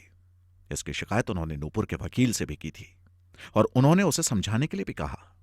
कौल साहब ने हमेशा कहा कि उनके शक के दायरे में राजेश तलवार कभी थे ही नहीं, बल्कि उन्हें नूपुर को लेकर हमेशा ही शंका रहती थी। इसीलिए कौल ने नूपुर की तफ्तीश चालू की और अपनी तफ्तीश की शुरुआत उन्होंने तलवार परिवार के पारिवारिक मित्र अजय चड्ढा से की। पूछताछ के दौरान कौल ने अजय और नूपुर के बीच के रिश्ते पर भी सवाल उठाए।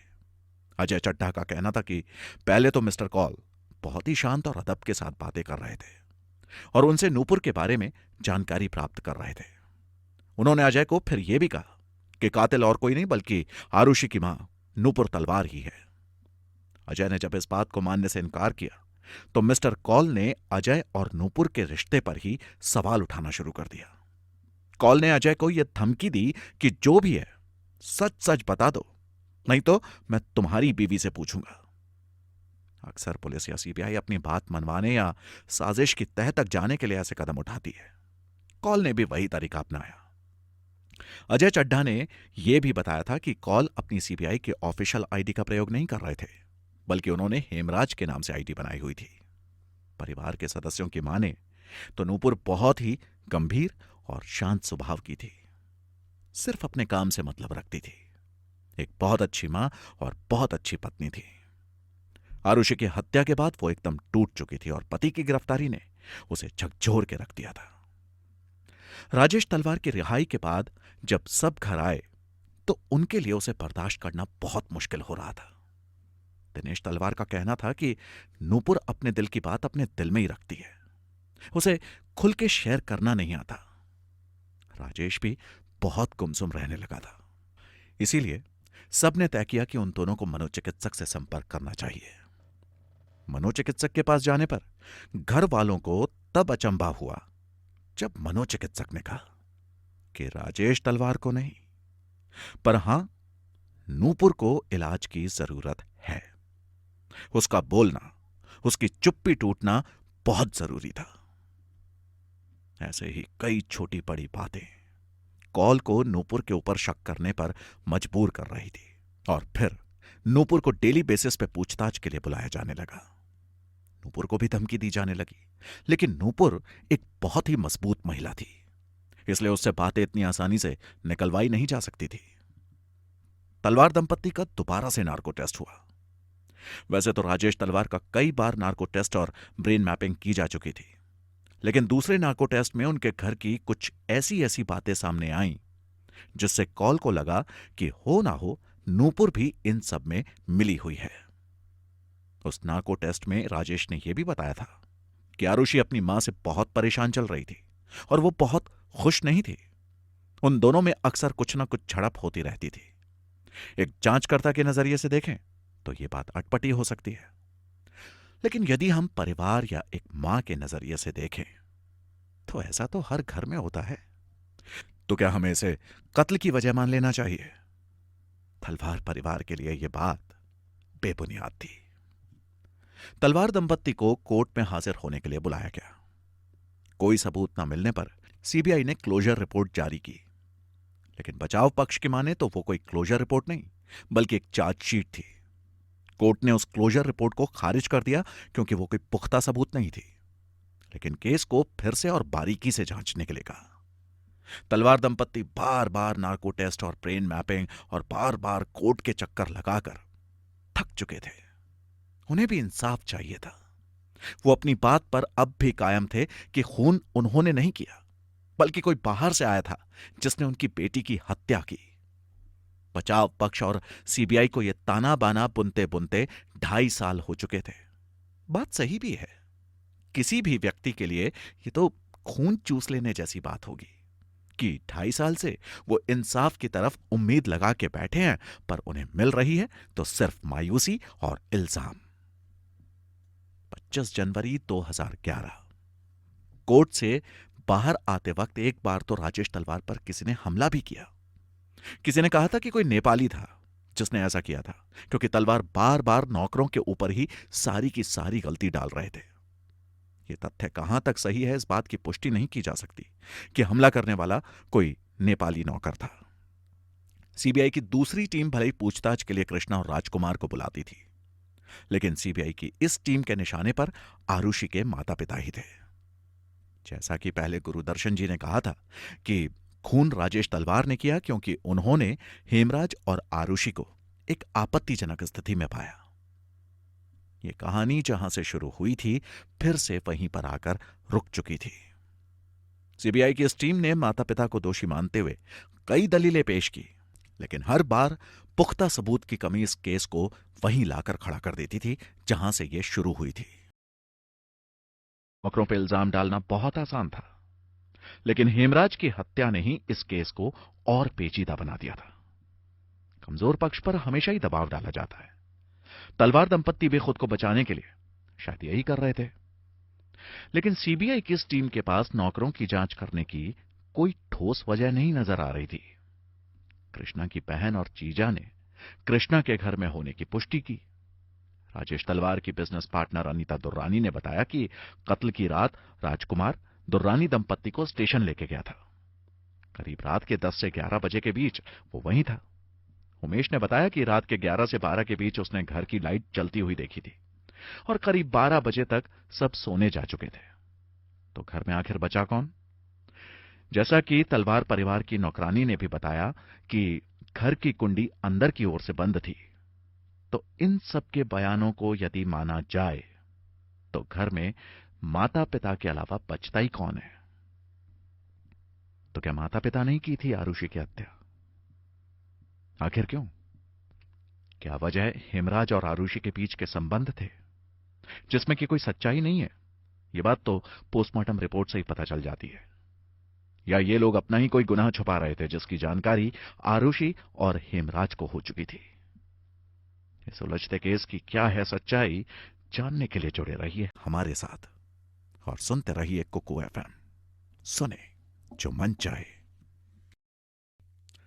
एपिसोड 9, मीडिया का इस्तेमाल। आरुषि हेमराज मर्डर केस का इल्जाम घूम फिरकर अब आरुषि के ही माता पिता राजेश और नूपुर तलवार के ऊपर आ चुका था।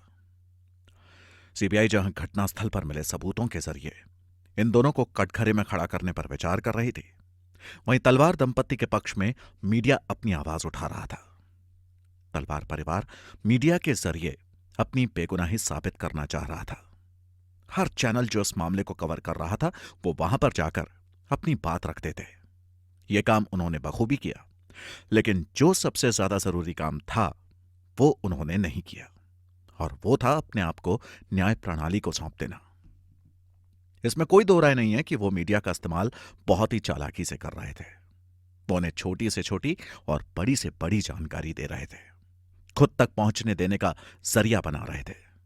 तलवार जहां जहां जाते वहां वहां मीडिया बिना किसी के बुलाए पहुंच जाती, जैसे कि कोई हिडन कैमरा लगा रखा हो। ऐसा लगना उचित भी था। आखिर हमारी मीडिया है भी कुछ ऐसी ही। उन्हें कुछ ना कुछ मसाला चाहिए होता है ताकि वो ऐसी खबरें छाप सके जिससे लोगों के अंदर जिज्ञासा बनी रहे। आजकल इस हार जीत की दुनिया में खुद को आगे रखना, खुद को साबित करना कितना मुश्किल होता है ये हम सभी जानते हैं, और ऐसे ही कुछ सनसनीखेज खबरें मीडिया की रेटिंग उठाने में उनकी मदद करती है। इसलिए मीडिया तलवार द्वारा कही जा रही सभी बातों को छाप रही थी, चाहे उसमें कोई सच्चाई हो या ना हो। उनको लगा कि इस तरह से वो अपनी बेगुनाही साबित कर सकते हैं।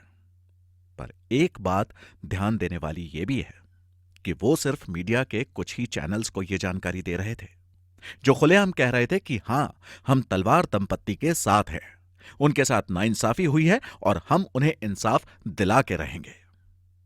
15 महीने तक कानूनी कार्यवाही चलती रही और फिर सिलसिला चालू हुआ सुनवाई का।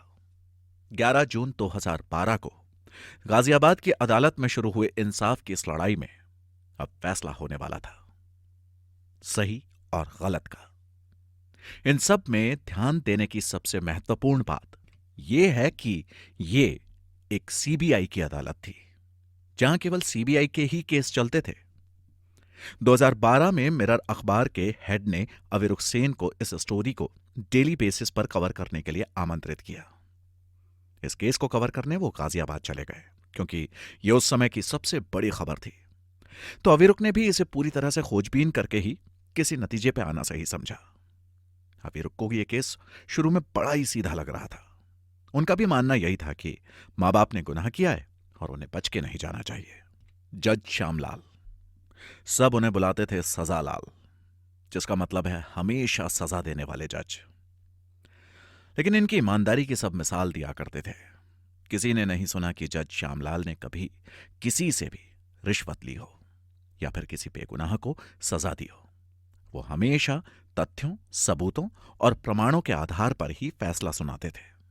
एक सीनियर पार्टनर अहमद मीर के पास जाते हैं और बताते हैं कि तलवार पे केस शुरू हो चुका है और बिना मुकदमे के दोषी ठहराया जा रहा है और उन्हें एक जबरदस्त ट्रायल वकील चाहिए जो उनका केस लड़ सके और उन्हें बेगुनाह साबित कर सके। तनवीर अहमद मीर ने सारी फाइल्स बड़ी ही बारीकी से देखी, जांची और परखी, और उन्हें यह लगा कि यहां तो एक बेगुनाह को सजा मिलने वाली है। और तब उन्होंने यह तय किया कि अगर उन्होंने उनका साथ नहीं दिया तो पूरी जिंदगी एक गिल्ट में रहेंगे। इसलिए अहमद मीर ने बचाव पक्ष की ओर से लड़ना तय किया।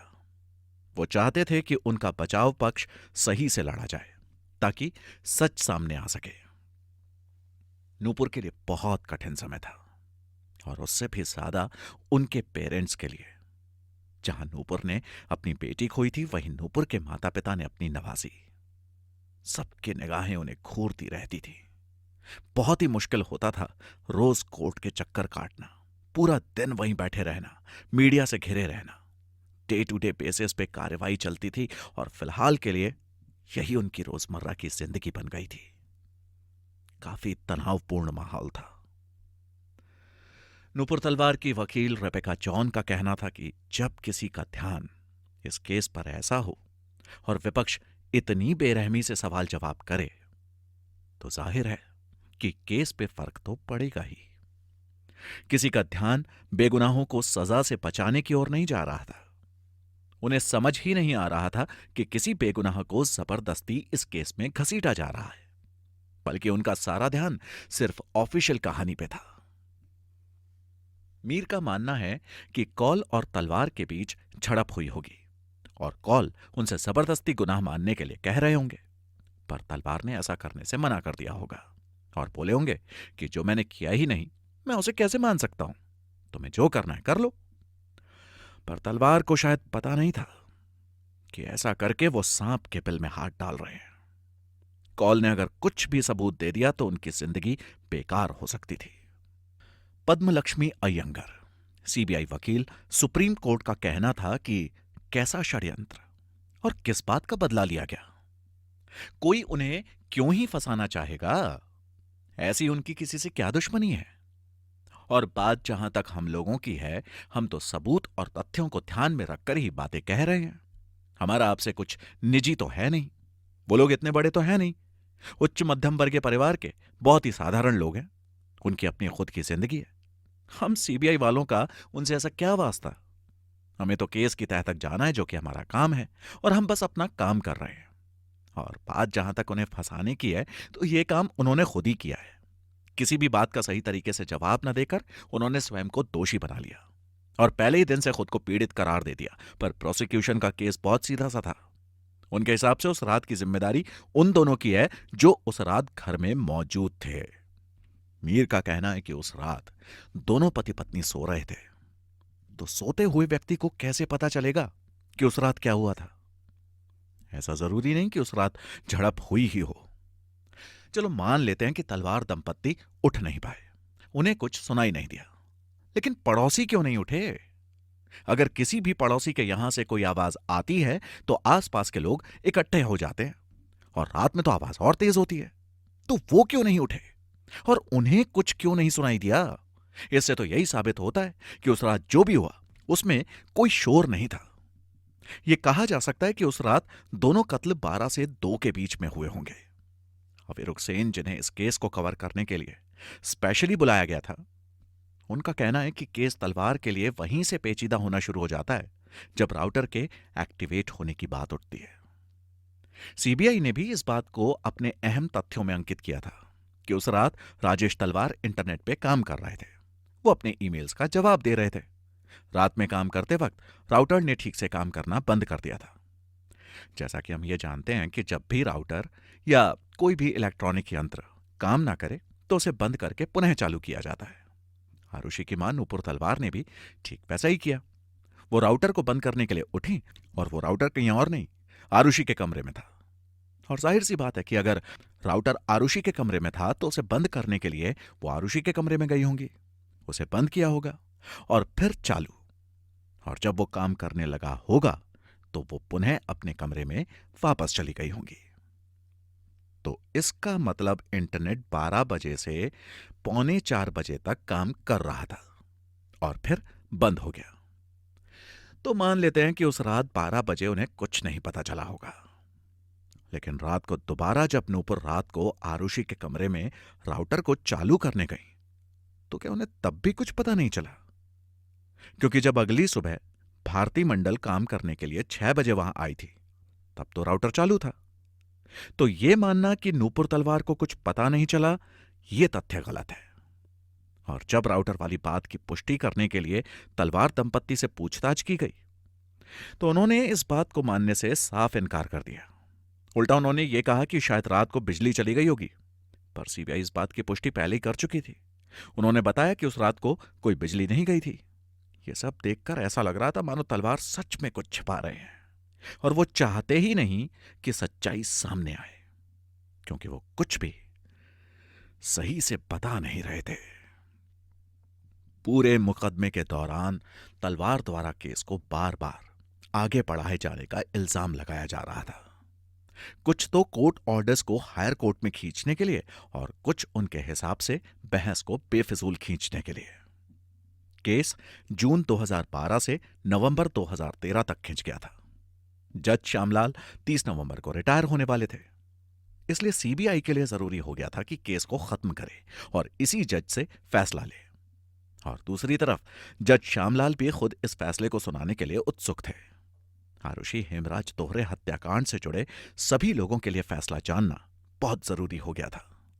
जज श्यामलाल द्वारा सुनाया जाने वाला फैसला ऐतिहासिक होने वाला था। आखिर क्या होने वाला था कोर्ट का फैसला? क्या मिल जाएगा आरुषि और हेमराज को इंसाफ इस बार? मिलेगी गुनहगार को इस बार सजा? जानने के लिए जुड़े रहिए हमारे साथ और सुनते रहिए आरुषि हेमराज मर्डर केस, सिर्फ और सिर्फ कोको एफएम पर। सुने फैसला हाई कोर्ट का, बेगुनाह तलवार। सीबीआई कोर्ट ने अपने फैसले में राजेश और नूपुर तलवार को आरुषि और हेमराज की हत्या का दोषी मानते हुए उन्हें उम्र कैद की सजा सुनाई थी। लेकिन राजेश और नूपुर तलवार ने सजा के 2 महीने बाद सीबीआई कोर्ट के फैसले से नाखुश होकर हाई कोर्ट में अपील की। इलाहाबाद कोर्ट ने न सिर्फ निचली अदालत के फैसले पर कड़ी टिप्पणी की, बल्कि पूरी जांच को ही उन्होंने कटघरे में खड़ा कर दिया। आरुषि और हेमराज हत्याकांड में डॉक्टर राजेश तलवार और नूपुर तलवार को सभी आरोपों से मुक्त करते हुए हाईकोर्ट के जज ने अपने फैसले में कहा कि निचली अदालत के जज ने गलत विश्लेषण के जरिए पहले ही मान लिया था कि डॉक्टर राजेश तलवार और नूपुर तलवार ने हत्या को अंजाम दिया है। जज ने अभियुक्तों को महज परिस्थितिजन्य सबूतों के आधार पर दोषी करार दे दिया। जज ने इस बात का जरा भी ध्यान नहीं रखा कि परिस्थितिजन्य सबूत यानी सर्कमस्टेंशियल एविडेंस सिर्फ मान लेने से और खुद की बनाई गई धारणा के आधार पर नहीं हो सकते। कोर्ट ने अपने फैसले में कहा कि उस रात जलवायु विहार के फ्लैट नंबर L32 में आरुषि और हेमराज के साथ जो कुछ हुआ उसका निचली अदालत के जज ने फिल्म डायरेक्टर की तरह काल्पनिक और रंगीन तरीके से वर्णन किया। निचली अदालत के जज ये भूल गए कि दरअसल ये मामला क्या है। वो ये भूल गए कि दंपत्ति के खिलाफ लगाए गए आरोपों का मतलब क्या है। ये बात पूरी तरह से साबित हो चुकी है कि दोनों पक्षों यानी तलवार दंपत्ति और सीबीआई ये जानते ही नहीं थे कि उस रात फ्लैट के अंदर आखिर हुआ क्या। सिर्फ अनुमान लगाया गया कि उस रात फ्लैट के अंदर क्या हुआ होगा, लेकिन इस दोहरे हत्याकांड की वजह को सिर्फ अनुमान के आधार पर पुख्ता मान लेना और उसके आधार पर सबूतों और परिस्थितियों को देखना एक भूल थी। निचली अदालत ने कानून की आधारभूत बारीकियों की अनदेखी की। वो तथ्यों को ठीक तरीके से बताने और सबूतों और अलग अलग परिस्थितियों के विश्लेषण में नाकाम रहे। सीबीआई जांच टीम के पास तलवार दंपत्ति को सलाखों के पीछे भेजने के लिए कई सबूत थे, लेकिन ये सारे सबूत केवल वैज्ञानिक आधार पर पुष्ट नहीं हो पा रहे थे, जिसके चलते उन्हें कोर्ट ने सबूतों के अभाव में बरी कर दिया था। सीबीआई ने कड़ी से कड़ी जोड़कर तलवार दंपत्ति को सलाखों के पीछे भेजा था, लेकिन वो सबूत फॉरेंसिक लैब में 1 मिनट भी नहीं ठहर पाए और इसका ही फायदा तलवार दंपत्ति को मिला, जिसने उन्हें निर्दोष साबित कर दिया। सीबीआई ने पहली दलील दी थी कि वारदात की रात घर में सिर्फ 4 लोग थे, आरुषि, हेमराज, राजेश और नूपुर तलवार। सीबीआई ने कहा कि घर में कोई बाहरी शख्स नहीं आया और ना ही उसके सबूत मिले। इस आधार पर सीबीआई ने तलवार दंपत्ति पर आरोप लगाया कि उन्होंने ही आरुषि हेमराज की हत्या की और फिर घर से सबूत मिटाए। सीबीआई की इस दलील के खिलाफ तलवार दंपत्ति ने कहा कि कत्ल की रात हेमराज कमरे में था ही नहीं, क्योंकि आरुषि के बिस्तर और तकिए से हेमराज के खून का निशान नहीं मिला।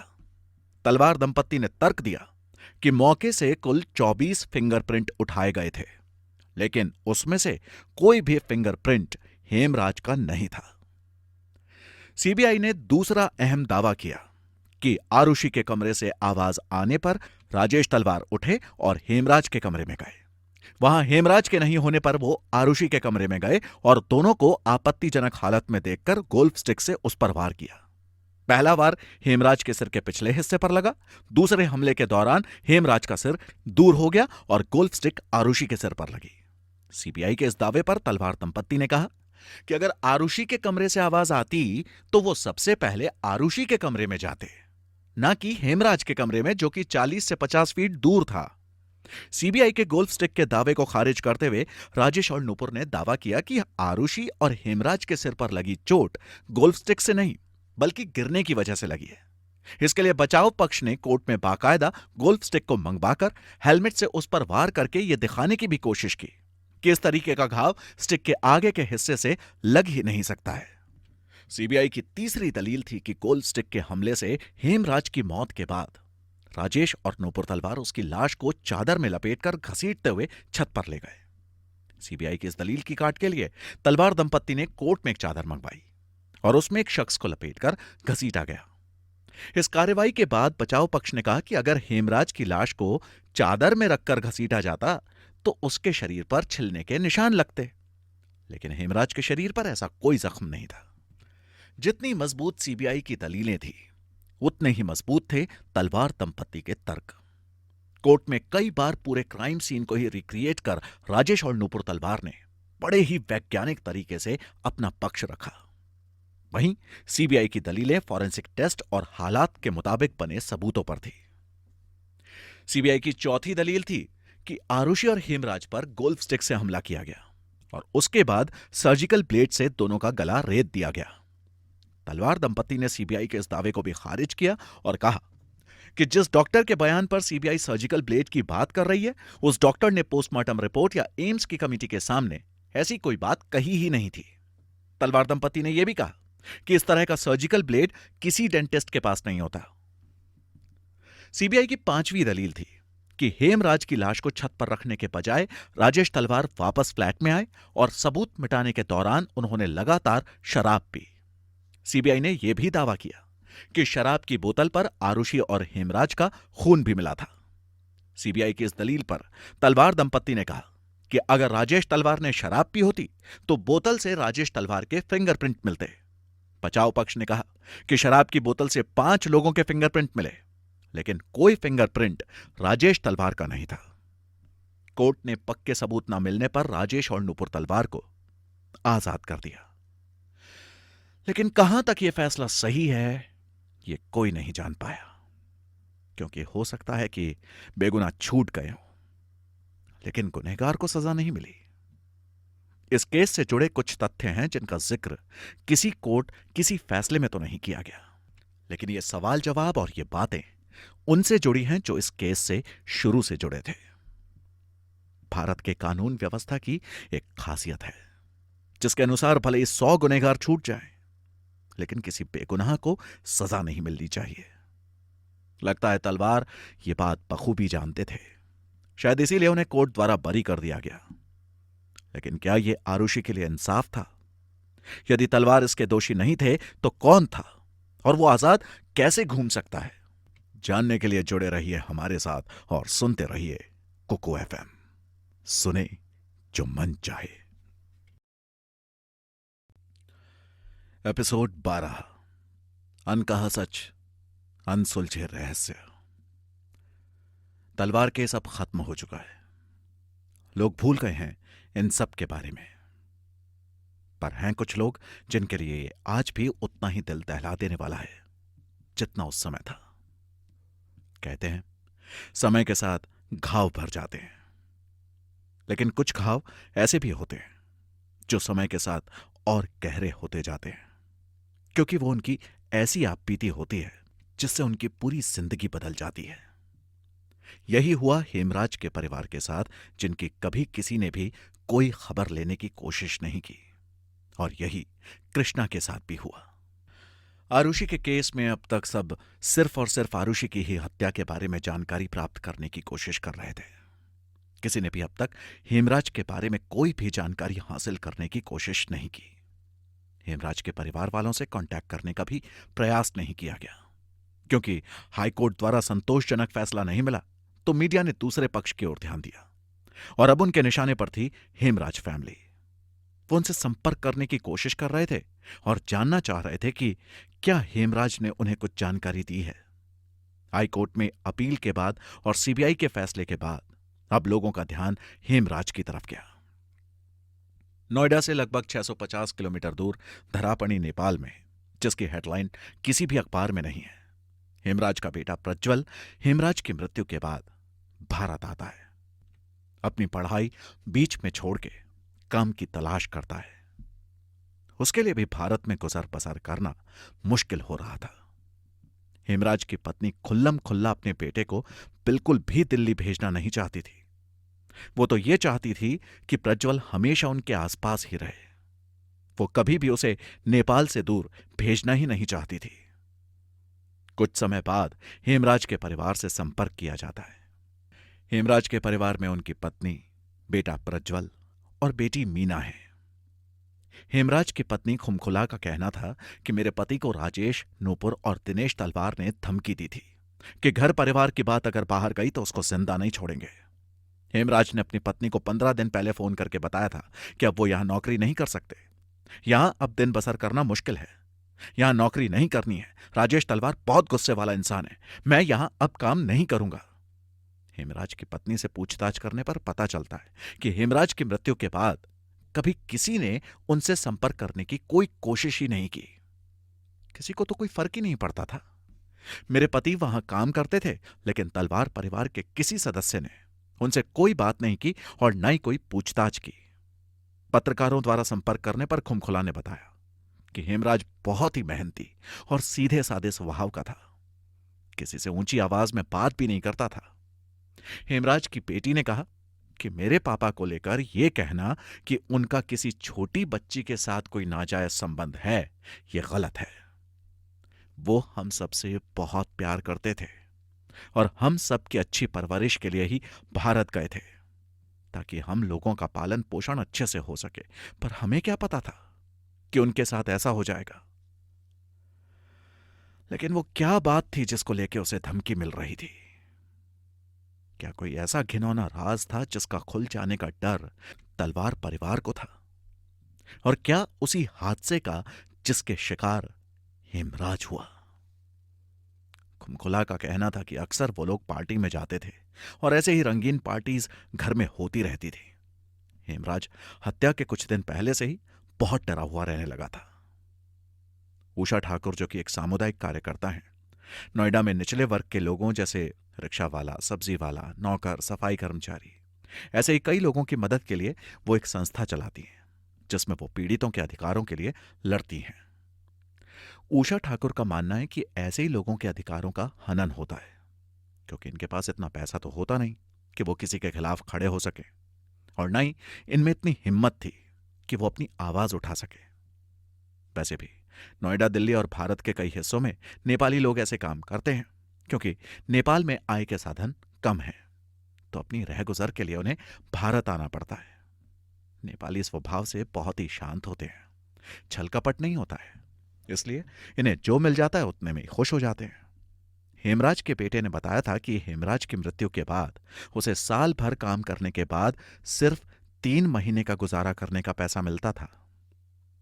इस संस्था की जानकारी हेमराज को भी थी। बहुत दिनों की कशमकश के बाद हेमराज छिपते छिपाते उषा ठाकुर के पास पहुंचा और उनसे कहा कि उसकी जान खतरे में है। मेरे साथ साथ और भी जाने जाने वाली है, मुझे आपकी मदद चाहिए। उषा ठाकुर ने उससे वादा किया कि जितना हो सके मैं तुम्हारी मदद करूंगी, तुम संस्था आ जाओ। लेकिन उसके कुछ दिन बाद पता चलता है कि हेमराज की हत्या हो चुकी है। उषा ठाकुर के हिसाब से अगर उसे खतरा किसी बाहरी से होता तो वो अपने मालिक को बताता, लेकिन उसने किसी तीसरे को चुना बचने के लिए। इसका मतलब उसे खतरा उसके मालिकों से था। हेमराज ने कुछ ऐसे तथ्य प्रस्तुत किए थे जिसका जिक्र उषा ठाकुर ने किया नहीं, जिससे पता चलता है कि वो अपने मालिकों से डरा हुआ था। नोएडा पुलिस को एक और जानकारी हाथ लगी थी, जिसका जिक्र उन्होंने एक इंटरव्यू में किया था कि कृष्णा ने कत्ल के एक दिन पहले किसी लैंडलाइन नंबर से सीबीआई को कॉल किया था। लेकिन उन दोनों के बीच क्या बात हुई थी, इसका पता लगाना मुश्किल था। क्योंकि अब तक ऐसी कोई तकनीक नहीं बनी है कि फोन कट जाने के बाद क्या बात हुई थी इसका पता लगाया जा सके। और जब तक पुलिस इस बात को लेकर कोई कदम उठाती, तब तक केस सीबीआई के हाथ में जा चुका था। और उसके बाद क्या हुआ यह तो आप सबको पता ही है। एक छोटे से क्लिप में जहां मीडिया राजेश तलवार के ड्राइवर उमेश शर्मा से कुछ सवाल करती है कि घटना के बाद राजेश तलवार ने आपसे क्या कहा, तो उमेश शर्मा ने कहा कि नाना नानी ने उमेश को कॉल करके सुबह बुलाया था और उसके नाना ने उसे रास्ते में ही बताया कि उमेश, तुम्हें पता है कि आरुषि बेबी का गला काटकर हेमराज भाग गया। और सबसे विचित्र बात यह भी थी कि जब तक पुलिस घटनास्थल पर पहुंचती है तब तक वहां पर काफी लोग, दोस्त, रिश्तेदार, पड़ोसी और कई मीडिया वाले आ चुके थे। पुलिस वहां इन सबके पहुंच जाने के बाद पहुंचती है, तो इससे इस बात का भी अंदेशा लगाया जा रहा था कि शायद घटनास्थल को बर्बाद करने की यह तलवार की सोची समझी चाल है, ताकि कोई भी सबूत न मिल सके। वरना घटना के तुरंत बाद ही इतने लोग पुलिस से पहले कैसे पहुंच गए? और 90% केसेस में ऐसा पाया गया है कि लोग वहां तमाशा देखने आते हैं और घटनास्थल को तहस नहस कर देते हैं। और पुलिस प्रमुख ने माना कि तलवार के घर की जो सबसे पहली घटना थी वो एक सोची समझी चाल थी जिसमें वो कामयाब भी हुए। पुलिस ने अपने एक इंटरव्यू में यह भी बताया कि एक तरह के कॉल पैटर्न का जिक्र किया गया है। काफी लोगों के रिकॉर्ड्स मिले हैं। ये एक नंबर था जिस पर तलवार ने खुद पोस्टमार्टम करने वाले डॉक्टर से बात करने की कोशिश की थी और इसी नंबर को कांटेक्ट करने की कोशिश बार बार की जा रही थी। यह कॉल करीब 10 बजे से करीब 1 बजे तक चला, मतलब जब तक पोस्टमार्टम चला। इस कड़ी में के गौतम का भी नाम सामने आया। वहां मौजूद एक डॉक्टर जिनका नोएडा में एक आई क्लिनिक है, तलवार में से किसी ने उस डॉक्टर को भी कॉल किया था और फिर इस डॉक्टर ने के गौतम को कॉल किया और फिर के गौतम ने किसी को कांटेक्ट किया और वो नंबर था पोस्टमार्टम करने वाले डॉक्टर का। आर.के. सैनी का भी यही संदेह है कि के गौतम का इस्तेमाल किया गया था छत तक जाने के लिए।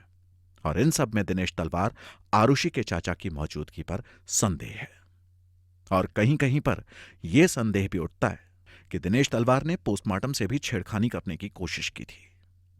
हालांकि के गौतम ने इस तथ्य को मानने से इनकार कर दिया। हां, आरुषि केस बंद हो चुका है, लेकिन वो राज आज भी उन लोगों के दिल में दफन है जिसने ये घिनौनी हरकत करने की हिम्मत की। कृष्णा आज भी गुमसुम है। वो किसी से कुछ बात नहीं करता, डरा हुआ रहता है और मनोचिकित्सक के पास आज भी उसका इलाज चल रहा है। बहुत बार नेपाली पत्रकारों ने उससे बात करने की कोशिश की, लेकिन वो उस रात के बारे में बात करना ही नहीं चाहता। वो आज भी उस सदमे से जूझ रहा है। केस का फैसला आ चुका है और तलवार अब आजाद है। शायद उन्हें दुख है अपनी बेटी को खोने का, और वहीं नेपाल में एक बेटी को दुख है अपने पिता को खोने का। हेमराज का परिवार आज भी इंसाफ की राह देख रहा है और शायद आरुषि भी। भले ही वो आज जिंदा नहीं, पर इंसाफ की चाह तो उसे भी होगी ना। फैसला किसी के लिए न्याय लाता है और किसी के लिए अन्याय, और छोड़ जाता है बस सवाल। इतने साल, कई उलझी जिंदगियां और कई अनसुलझे रहस्य। सुनते रहिए कुकू एफएम, सुने जो मन चाहे।